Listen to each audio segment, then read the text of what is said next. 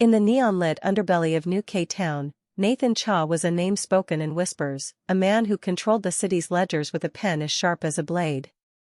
But 5 years ago, he was just a soaking wet stranger who walked into a 24-hour laundromat during a deluge, looking like he'd lost his soul. June Cross didn't see a mafia boss, she saw a man who needed a win, so she offered him a cup of coffee and a dry plastic chair.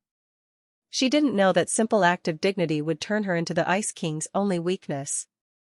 For years, Nathan protected her from the shadows, fixing her debts and clearing her path, until her father, Vincent, made the ultimate gamble.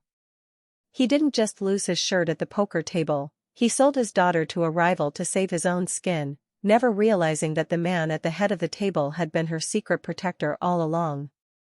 The rain in New K-Town wasn't just rain, it was a deluge that pounded the pavement until the asphalt turned into black glass.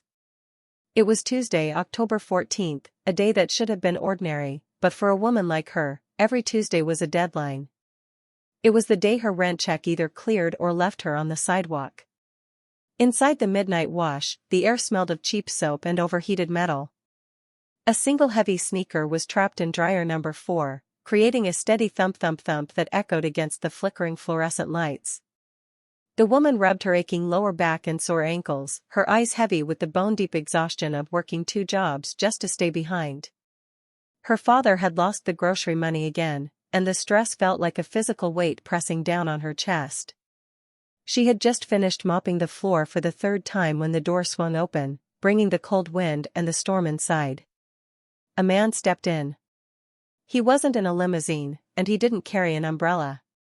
He was dressed in a bespoke suit that probably cost more than she made in a year, but it was ruined, clinging to his powerful frame and dripping puddles onto her clean tile. He looked less like a businessman and more like a ghost who had forgotten how to haunt. The room went silent, it was a primal reaction to a predator entering the room, but she didn't see a threat. She saw a man who looked like he had reached the end of his rope. She walked over to the break area and poured a cup of coffee. "You look like you've walked halfway across the state in that suit," she said, setting the steaming plastic cup on a scratched laminate table. "Sit. The drier heat will help with the chill." The man froze. He looked at the cup, then up at her with eyes that were cold, sharp, and dangerously focused. "You don't know who I am," he said, his voice like low thunder. She didn't blink. She just pointed her mop at the floor. "I know you're getting water all over my freshly mopped floor. That's enough for now. Drink the coffee, stranger. It's a long night." To her surprise, he sat. He didn't say thank you, but he drank the coffee while she went back to work, humming to herself to drown out the sound of the storm. In a world that tells you to mind your own business, she had done the bravest thing possible. She offered a seat at the table to a king standing in the rain. 5 years later, the storm was different, but the stress was the same. June stood in the apartment manager's office, her heart racing. Her father, Vincent, had borrowed her rent money again, convinced he could turn $600 into $6,000 at a basement poker game. He hadn't. "Mr. Henderson, please," June said, her voice small. "I'm short this month, but I can pay it by Friday. I'll work double shifts." Mr. Henderson didn't look angry. He looked confused. He squinted at his computer screen and adjusted his glasses. "June, what are you talking about? Your rent was paid at 8 a.m. sharp." June blinked. "What? That's impossible." "It's not just paid," the manager said, turning the screen around. "Your account has a mysterious credit of $5,000. The bank note just says, payment for mopping services and 1 cup of coffee." June stared at the screen, her mouth hanging open. In the corner of the office, a small TV showed a news clip of Nathan Cha, the most powerful man in the city. He was stepping out of a black car, looking exactly like the stranger from the laundromat. The air inside the gilded cage casino was thick with the scent of expensive cigars and desperation. It was a world away from the humid laundry rooms June knew. Vincent Cross sat at a blackjack table, his palms sweating. He had been counting cards all night, convinced he was finally smarter than the house. He just needed one more big win to clear his debts and maybe buy June something nice to make up for the rent money he had stolen. But the house always wins. Two large men in charcoal suits appeared behind him like shadows. Without a word, they gripped Vincent's elbows and lifted him from his chair. They marched him through a velvet curtain into a back office that smelled like old leather and cold ambition. Sitting behind a massive oak desk was a man known only as the Vulture. He didn't look like a king, he looked like a businessman who enjoyed seeing people break. He tossed a stack of photos onto the desk. They were grainy shots of Vincent hiding cards under his sleeve. "You owe me $80,000, Vincent," the Vulture said, his voice as smooth as silk. "And now you're cheating me?" People disappear for less in New K-Town. Vincent's knees buckled. He wasn't a brave man, he was a man who lived on bluffs. He scrambled for a lie, something big enough to keep him alive. Then, he remembered the news clip he had seen that morning, the one about Nathan Cha, the Ice King. "You can't touch me," Vincent shouted, his voice cracking. "Do you have any idea who my daughter is? She's Nathan Cha's secret woman. They've been together for years." The Vulture paused, his eyes narrowing. The room went silent. Nathan Cha was the one man nobody in the city dared to cross. "Is that so?" The Vulture leaned forward. "Then why is she scrubbing floors in a laundromat?" "It's a cover." Vincent lied, his heart hammering against his ribs. "He's protective. He's obsessed with her. If you lay a finger on me, or if you don't give me more time, he will burn this casino to the ground just to hear her smile. She's his only weakness. Use me as a middleman, and you'll have a line straight to the king." The Vulture looked at his guards, then back at Vincent. He didn't entirely believe it, but he couldn't risk being wrong. "If you're lying, Vincent, I'll take it out of your hide. But if you're telling the truth, your daughter is the most valuable bargaining chip in the city." Vincent breathed a sigh of relief, unaware that he had just put a target on June's back that no amount of coffee could wash away. The midnight wash was unusually quiet for a Friday night. June was busy scrubbing a stubborn mystery stain off a folding table, her mind still racing about the $5,000 credit on her rent. It didn't make sense. She kept looking at the door, half expecting a ghost to walk in and demand the money back. She didn't see the black sedan pull up across the street. She didn't notice the three men in leather jackets stepping out, their eyes fixed on the laundromat's neon sign. These weren't customers, they were the Vulture's debt collectors. They walked in with a heavy, confident stride that made the change machine stop rattling. "June Cross?" the lead man asked. He had a jagged scar across his knuckle and smelled like sour whiskey. June stood up straight, gripping her mop. "Who's asking?" "Your father sent us. Said you were his get-out-of-jail-free card," the man sneered.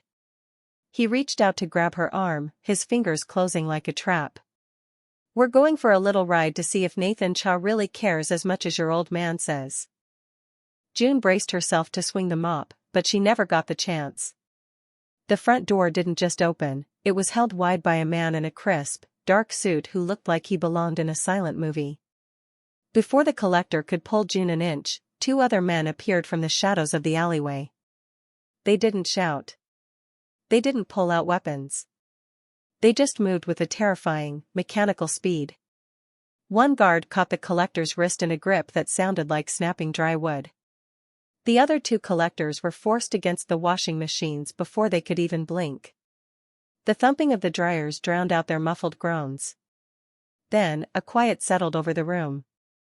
A silver SUV pulled up to the curb, its engine purring like a large cat. The back door opened, and Nathan Cha stepped out. He didn't look like a Mafia boss from the movies. He looked like the same tired man who had sat at her table 5 years ago, only now his suit was dry and his eyes were even more focused. He walked inside, his shoes clicking on the damp floor. He didn't look at the men being pinned against the machines. He only looked at June. "You're done walking in the rain, June," Nathan said. His voice was calm, but it held the weight of a mountain. June stared at him, her heart thumping harder than the dryers. You're the one from the news. The rent money. Why?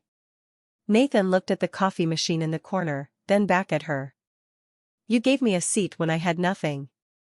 Now, I'm giving you a world where no one can touch you. Including your father. The elevator was silent and moved so fast that June's ears popped. When the door slid open, she didn't see a dirty sidewalk or flickering streetlights. Instead, she stepped into a world of glass and steel that looked out over the entire city of New K Town. The penthouse was huge, but it felt empty, like a museum after all the visitors had gone home. Stay here, Nathan said, his voice softer than it had been at the laundromat. My team needs to secure the perimeter. I have a call to take. There is food in the kitchen. Make yourself at home. He disappeared down a long hallway, leaving June alone in the middle of a living room that cost more than her whole apartment building. For an hour, June tried to sit still, but her nerves wouldn't let her. She was a woman who was used to moving, cleaning, and fixing things. Being still felt like waiting for a storm to hit. She wandered into a large room that looked like a home office. It was filled with books and a massive wooden desk. As she walked past the desk, she accidentally bumped into a heavy rolling chair. The chair slammed into the side of the desk, and the impact caused a bottom drawer to pop open just a few inches. June knelt down to close it, but something caught her eye. It wasn't gold or stacks of cash. It was a familiar shade of bright pink, the exact color of the past due notices her power company used. Curiosity got the better of her. She pulled the drawer open all the way. Inside was a thick file folder with her name on it, June Cross. Her heart hammered against her ribs as she flipped through the papers. There was the medical bill from when she twisted her ankle 3 years ago. There was the grocery store credit card she thought she had finally paid off. There was even the tuition bill from the semester she had to drop out of school. Every single one of them had a heavy red stamp on the front that said paid. But it wasn't the stamp that made her breath hitch. Next to every stamp was a date and a set of initials written in black ink. The handwriting was sharp and precise, the same handwriting she had seen on the mopping fees note at the landlord's office. Nathan hadn't just paid her rent this morning. He had been quietly catching her every time she fell for the last 5 years. He hadn't been a ghost, he had been a foundation. I didn't want you to find those yet, a voice said from the doorway. June spun around, the pink notices still in her hand. Nathan was standing there, his jacket off and his sleeves rolled up. He didn't look like a king now. He just looked like the man who had been saved by a cup of coffee. The silence in the office was so thick it felt heavy. June's hand shook as she held the paid notices. She wasn't just angry, she was overwhelmed. To stop herself from crying or screaming at the man who had been a ghost in her life for 5 years, she did the only thing she knew how to do, she looked for something to fix. This place is a refrigerator, Nathan, June said, her voice cracking before she sharpened it. She dropped the files onto his desk and marched toward the kitchen. It's not a home. It's a box where people come to freeze. Nathan followed her, his eyes curious. In the kitchen, a professional chef was placing a single, tiny scallop onto a plate with silver tweezers. It looked like a piece of jewelry, not dinner. Sir, June said to the chef, take the night off. I'm starving, and I can't eat art. The chef froze, his tweezers hovering in the air. He didn't look at June, he looked past her, his eyes searching for Nathan. June realized then that in this house, no one breathed without the Ice King's say-so. Nathan gave a slow, single nod. It was a silent command that passed the crown to June. With a look of pure shock, the chef bowed his head and vanished. June didn't waste a second. She needed the smell of onions and the sound of a sizzling pan to drown out the sound of her own heartbeat. She turned to the 3 massive guards standing by the door. They were men with scars and cold eyes, men who looked like they lived in the dark. You, June pointed at Marcus, the tallest guard. I saw a market 2 blocks back. Go buy real onions and a bag of potatoes. And don't get the frozen ones, I want to see the dirt on the skin. Marcus didn't move. He looked like a statue of a soldier. June stepped closer, her mop bucket energy flaring up. Well? I'm not asking for a favor. I'm telling you how we're going to survive this night. Move. Again, the guards looked at Nathan. Nathan leaned against the marble counter, a small, rare smirk pulling at his lips. He gave another silent nod. Suddenly, the world's deadliest men were scrambling. Marcus ran for the elevator like he was going into battle. The other two guards found themselves holding buckets of soapy water. June didn't care that they were elite security. To her, they were just messy brothers who had left dust on the baseboards. As the scent of frying chicken and garlic began to fill the glass fortress, the tension in June's shoulders finally started to melt. She wasn't a guest or a prisoner anymore. She had turned his cold empire into her kitchen. Nathan sat at the counter, watching her move. For the first time in 5 years, the Ice King didn't look so cold. The warm smell of frying chicken still hung in the air, but the mood in the penthouse shifted the moment Nathan's tablet chirped. He swiped through several legal documents, his face turning into a mask of cold stone. "The vulture is moving," Nathan said, his voice flat. "He's trying to seize your apartment building. He just bought the small company that holds your lease." June's heart dropped. "Wait, how does a guy like that even know where I live?" Nathan looked at her, his silence heavy with the truth. "Your father, June. At the casino tonight, he was caught cheating. To save his own skin, he told them you were my secret woman. He used my name as a shield so they wouldn't break his hands." June sank into a chair, her breath catching. He lied about me? He used me as a bargaining chip?" "That's the irony," Nathan said, leaning against the marble counter. "Vincent thought he was telling a desperate lie to survive. He had no idea that I actually have been watching over you for 5 years. He accidentally handed the vulture the one truth that could hurt me." The realization hit June like a physical blow. Her father's greed had accidentally exposed the one man who was actually keeping her safe. "So now what?" June asked, her voice trembling. "He owns the building? He can just throw me and my neighbors onto the street?" "He thinks he can," Nathan said, picking up his phone. For the next 3 hours, June watched a different kind of war. Nathan didn't shout. He didn't make threats. He spoke to bank directors and lawyers about debt portfolios and technical defaults. "The vulture's empire is built on borrowed money," Nathan explained to June between calls. "He owes the City Trust Bank $40 million. I just spent the last 2 hours buying that debt from the bank's board. I offered them a price they couldn't refuse." June frowned. "So, you're his banker now?" "Exactly," Nathan said. "And in the fine print of his loan, it says the bank can demand full payment if the borrower is involved in a violent crime. I just sent the bank, my bank now, the security footage of his men attacking the laundromat. He is now in technical default, which means he owes me every cent he has, right now." By 5 p.m., the vulture didn't own a single brick in New K-Town. By buying the debt, Nathan now legally controlled the apartment building and the rival's casino. He handed June a tablet showing a new deed. "He tried to use your home as a weapon because of your father's big mouth," Nathan said. "So I took his world. You're the owner of the building now, June. No more rent. Ever." 2 weeks had passed since June moved into the glass fortress, but the luxury still felt like a heavy coat that didn't quite fit. She had spent her days reorganizing the massive pantry and teaching the security guards that protection included helping her carry heavy grocery bags. Nathan was gone most of the day, busy dismantling the rest of the vulture's broken empire, but the house finally felt like it had a heartbeat. That peace shattered on a rainy Tuesday afternoon. June was in the kitchen, experimenting with a new spice rub for ribs, when she heard a loud, familiar voice echoing from the elevator lobby. "Do you know who I am?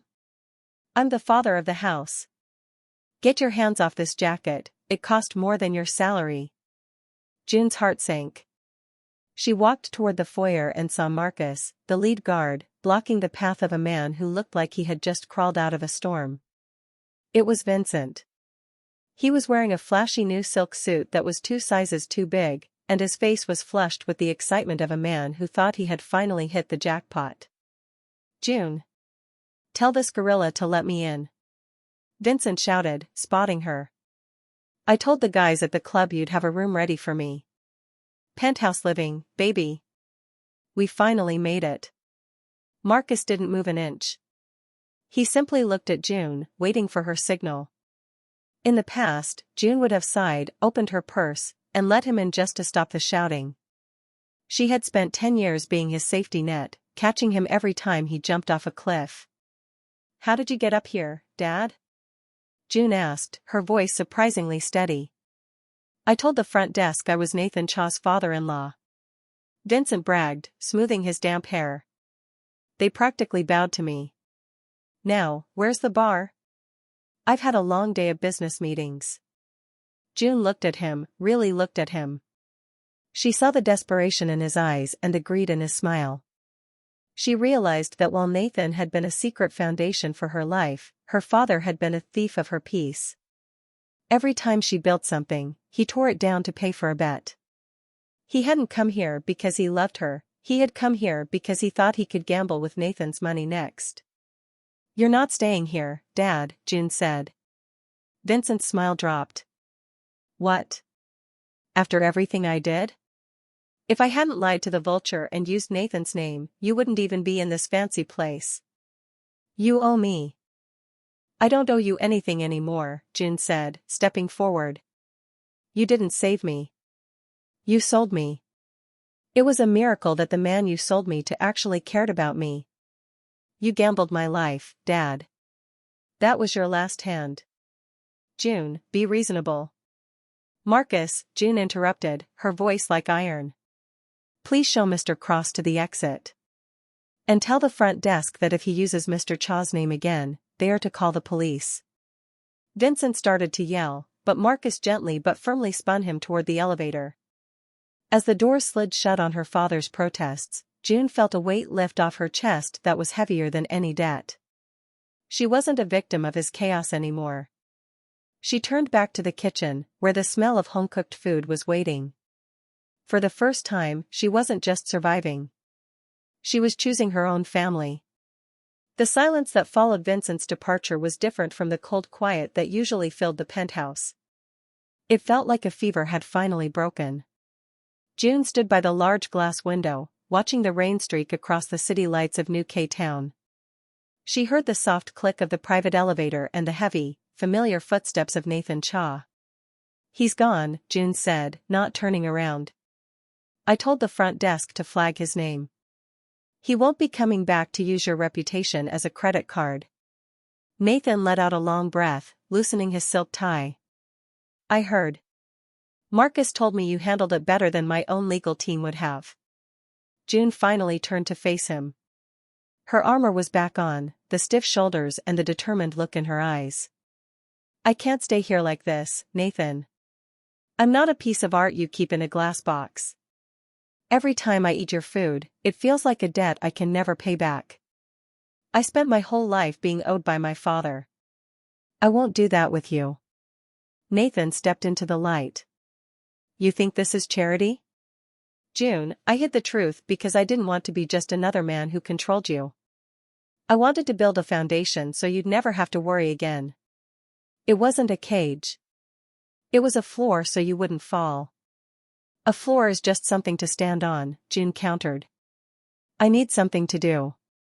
When I saw those paid tuition bills in your desk, I realized why the university stopped calling me for money 3 years ago. I thought it was a miracle, so I didn't waste it. For 3 years, I worked the laundromat by day and did my online night classes after my second job. I finished that degree in hospital administration, Nathan. I had the diploma, but I never had the chance to use it because I was too busy hiding from my father's mistakes." Nathan tilted his head, his eyes showing a new kind of respect. He had known he was paying for her school, but he hadn't known she was staying up until dawn to actually do the work. "Your house is a mess of expensive things and people who don't know how to talk to each other," June continued, stepping closer. "Your guards are tired, your chef is bored, and your logistics are a disaster. You have a glass fortress but no one to run it. I want a contract. I want a salary. I want to be your household manager. I'm not asking to be your guest, I'm telling you I'm the only one who can fix the way you live. Nathan walked closer until he was standing just a foot away. He realized that June didn't want his money, she wanted her dignity. She didn't want to be protected, she wanted to be a partner. I have spent 5 years trying to figure out how to pay you back for that cup of coffee, Nathan whispered. I thought paying your bills was the answer. But I see now that the only way to truly honor you is to let you lead. He reached out and shook her hand, a formal gesture that felt more powerful than a hug. You start tomorrow, June. The estate is under your command. Just try to go easy on Marcus. He's still a bit shaken up about the onions. June laughed, a bright sound that echoed through the high ceilings. For the first time in her life, she wasn't running from a storm. She was the one in charge of the weather. The morning sun reflected off the new glass doors of the new K-Town Community Center, casting a warm glow over the sidewalk. It had been exactly 1 year since June had traded her laundry detergent for a clipboard, and the change was visible in every corner of the neighborhood. The old, gray streets were now filled with the sound of construction and the smell of fresh paint. June stood at the entrance, wearing a professional suit that matched the confidence in her eyes. She wasn't just a survivor anymore, she was the architect of a new beginning. Inside the building, the glass fortress logic had been brought to the people. There were classrooms for night school, a clinic for those who couldn't afford a doctor, and a massive kitchen that served real, hot meals. June walked through the hallway, checking her watch. Her staff, the same guards who used to tremble under Nathan's cold stare, were now moving with a different kind of energy. Marcus was currently teaching a group of local teenagers about security and discipline, his face breaking into a rare grin as he showed them how to stand tall. Everything is on schedule, Chief, Marcus said as June passed by. He didn't call her ma'am or boss's girl anymore. He called her Chief because she was the one who had organized their lives, their benefits, and their pride. June smiled and headed toward the back room where the supply donations were kept. She expected to see the volunteers working, but she stopped in her tracks when she saw a tall, broad-shouldered man in a $5,000 wool coat standing over a table. It was Nathan. The Ice King, the man who had once ruled the city with a heart of stone, was currently focused on a stack of donated white towels. He was folding them with the same precision he used to dismantle a rival company. You're late for the ribbon cutting, June teased, leaning against the doorframe. Nathan didn't look up until the towel was perfectly squared. I wanted to make sure these were ready for the shelter beds. A person can't feel like a human being if their linens are a mess. I learned that from a very stubborn woman in a laundromat. He walked over to her, his expression soft. The coldness that used to define him had melted away, replaced by a steady peace. He wasn't hiding in a high-rise anymore, he was down in the dirt, helping her build something that would last longer than any bank account. How is the special project going? June asked, nodding toward a small office at the far end of the hall. Your father is surprisingly good at it, Nathan admitted with a smirk. Since he loves to talk and loves to win, I put him in charge of the center's gambling recovery outreach program. He's under constant supervision by 2 of my most boring accountants, and every cent he earns goes into a locked savings account he can't touch for 5 years. He's so busy trying to beat the system by helping others that he hasn't had time to visit a casino in months. June felt a wave of relief. She had finally stopped being her father's keeper. By giving him a job where his flaws became a tool to help others, she had finally found a way to love him from a distance without letting his chaos touch her life. Nathan reached out and took June's hand. The vulture is in prison, your father is working, and New K-Town finally has a heart. Are you ready to open the doors? June looked out at the crowd gathering on the sidewalk, people she used to scrub clothes for, now standing with their heads held high. She looked at Nathan, the man who had spent 5 years watching her from the shadows and now stood firmly in her light. She didn't owe him anything, and he didn't owe her. They were simply 2 people who had turned a debt of the past into a golden foundation for the future. Let's go, June said, her voice echoing with the strength of a woman who had finally found her place. The city is waiting. As the doors swung open and the crowd cheered, the Ice King and his chief of staff walked out together, ready to lead not with fear, but with the quiet power of a promise kept.